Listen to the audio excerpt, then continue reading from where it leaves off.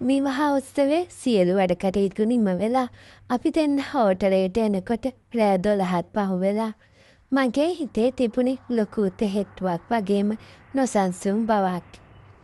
රොෂාන් කියන්නේ ටිකක් සෙල්ලක්කාර ඒ වගේම හිතුවක්කාර ගතිගුණ තියෙන කෙනෙක්. එයාගේ නපුරු හිනාවට මම කොහොමත් ආදරෙයි. වාහනේ හෝටලේ මිදුලේ නවත්තපු ගමන් රොෂාන් මගේ දිහා බලලා ඇහැක් ගැහුවා. මොකද නෙත්නි බයෙන් වගේ අද ඉඳන් ඔයා මගේ විතරයිනේ. රොෂාන් මගේ අතින් අල්ලලා හෙමින් කිව්වා. මම ලැජ්ජාවෙන් බිම බලාගත්තා. අනේ නිකන් ඉන්න රොෂාන් මට හරි මහන්සි. මම කිව්වේ ඇත්තටම මට දැනුණ විඩාව නිසා. අපි දෙන්න හෝටලේ කාමරේට ඇතුළු වුණා. ඒක හරිම ලස්සනට සල්සලා තිබුණා. රතලෝස මල් පෙති ඇඳ උඩ විසිරීලා තිබුණේ හරියට හීනයක් වගේ. රොෂාන් දොර වහලා ලොක් කරලා මගේ දිහාට හැරුණා. එයාගේ ඇස්වල තිබුණේ අමුතුම සෙල්ලක්කාර බැල්මක්. නෙත්නි, ඔයා දන්නවද මේ කාමරේ විශේෂත්වය? රොෂාන් මගේ ළඟට ඇවිත් මගේ ඉනවට අතක් යවමින් ඇහුවා. මොකක්ද විශේෂත්වය? මම වෙවුලන හඬින් ඇහුවා. මේ කාමරේ සවුන්ඩ් ප්‍රූෆ් කෙල්ලේ, ඒ නිසා අද මට බයක් නෑ. ඔයාට ඕන තරම් කෑ ගහන්න පුළුවන්. කාටවත් ඇහෙන්නේ නෑ. රොෂාන් මගේ කාට කරලා රහසින් කිව්වා. එයාගේ නපුරු කතාවට මගේ මුළු ඇඟම සීතල වෙලා ගියා. ඔයා නම් මාරම නපුරෙක් රොෂාන්. මම එයාව තල්ලු කරලා නාන කාමරේට යන්න හැදුවා. ඒත් එයා මාව කදින් අල්ලගත්තා. කොහේ යන්නද? මට අද ඔයාව ඕනේ. අවුරුදු 3 අපි මේ තවසෙනකම් පෙරුම් පිරුවා නේද? රොෂාන්ගේ හඬ ආදරණීය වුණත් ඒකේ පොඩි අනකිරීමක් වගේ ගතියක් තිබුණා. මම රොෂාන්ගේ පපුවට හේතු වුණා. එයා මගෙන් නළල ගත්තා. ටික වෙලාවක් අපි දෙන්න නිහඬව ඒ ආදරේ වින්දා. ඒත් එක පාරටම මට දැනුණා මගේ යටිපඩේ ලොකු රිදුමක්. ඒක අමුතුම වේදනාවක්. හරියට කවුරු හරි මගේ බඩ ඇතුලෙන් මිරිකනවා වගේ මට නොදැනීමක ඉදිරියක් පිට වුණා. ඇයි නෙත්නි, මොකද වුනේ? රොෂාන් බය වෙලා වගේ මගේ මූණ දිහා බැලුවා. දන්නේ රොෂාන්, බඩ ටිකක් රිදෙනවා වගේ. මම මගේ බඩ අල්ලගෙන කිව්වා. රොෂාන් මාව හෙමින් ඇඳෙන් වාඩි කෙරෙව්වා. මහන්සියට වෙන්නට සුදුමනික පොඩ්ඩක් හාන්සි වෙන්නකෝ. රොෂාන් ආදරෙන් කිව්වා. ටික වෙලාවක් යනකොට මට දැනුණා මගේ යටිපඩ තවත් රිදෙනවා. ඒ එක්කම මොකක්දෝ දෙයක් රස්නෙද මගේ ඇඟ දිගේ ගලාගෙන යනවා වගේ දැනුණා. මම එක පාටම කලබල වුණා. මට මතක් වුණා මගේ ඩේට් එක තියෙන්නේ තව සතියකින් කියලා. ඒත් මේ විදිහට කලින් වෙයි කියලා මම හිතුවේ නෑ. නෙත්මි, ඇයි මින්? ඔයා හොඳටම සුදු මැරි වෙලා. රොෂාන් මගේ මූණ අත් දෙකෙන් අල්ලගෙන ඇහුවා. මට ලැජ්ජාවයි බයයි දෙකම දැනුණා. මම රොෂාන්ගේ මූණ දිහා බලන්න බය වුණා.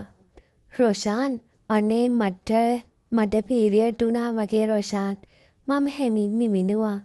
රොෂාන් මොහොතක් ගල් වෙලා වගේ මගේ දිහා බලන් හිටියා. මම හිතුවේ එයාට කේන්තියයි කියලා. මොකද එයා මේ රාත්‍රිය ගැන ගොඩාක් හීන දැකපු කෙනෙක්. ඒත් රොෂාන්ගේ මූණේ තිබුණේ කරුණාවත් බැල්මක්. අයියෝ කෙල්ලේ, ඕකටද ඔය බය වුනේ? රොෂාන් hina වෙලා මගේ ඔළුව අත ගෑවා. මට සමා වෙන්න රොෂාන්. මම හිතුවේ නෑ අදම වෙයි කියලා. මම අඬන්න වගේ කිව්වා. පිස්සුද නෙත්නි?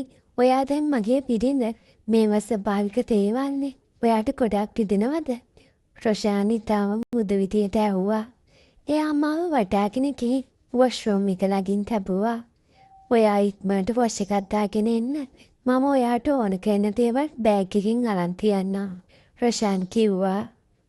මම වොෂ්රූම් එකට ගිහින් ආපහු එනකොට රොෂාන් මගේ නයිට් ඩ්‍රෙස් එකයි පෑඩ් එකකුයි ඇඳ උඩින් තියලා තිබුණා.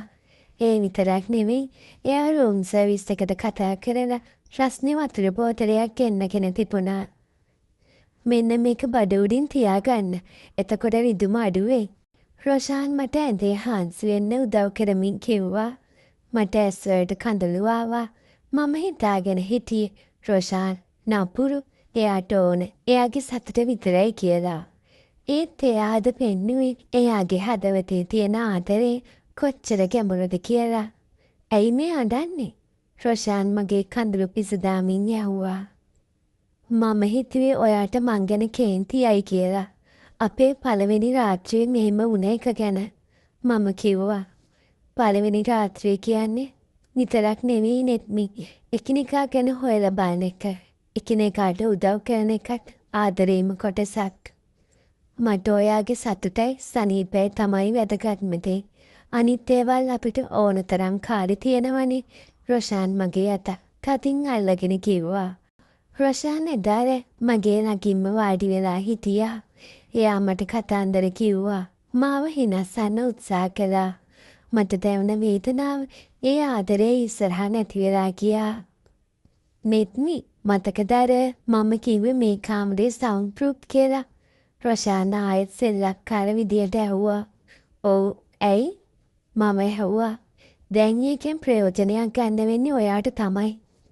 ඔයාට බඩලි දෙනකොට ඕන තරම් ගෑ ගහන්න කාටවත් ඇහෙන්නේ නැහැ. රොෂාන් hina වෙවි කිව්වා. මම රොෂාන්ගේ පපුවට ගහලා එයාව පදාගත්තා. ඔයා නම් හැදෙන්නේ නෑ රොෂාන්.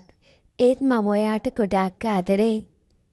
මමත් ඔයාට ආදරේ මගේ නපුරු කෙල්ලේ. දැන් නිදා ගන්න. හෙට උදේට අපි ලස්සන තැන් බලන්න යමු. රොෂාන් මගේ නාලට හාත්තක් තියලා මාව තුරුළු කරගත්තා. එදා රෑ මම ඉගෙන ගත්තා. සැබෑ ආදරේ කියන්නේ බැඳීමකට වඩා එහා ගිය ආත්මීය බැඳීමක් කියලා.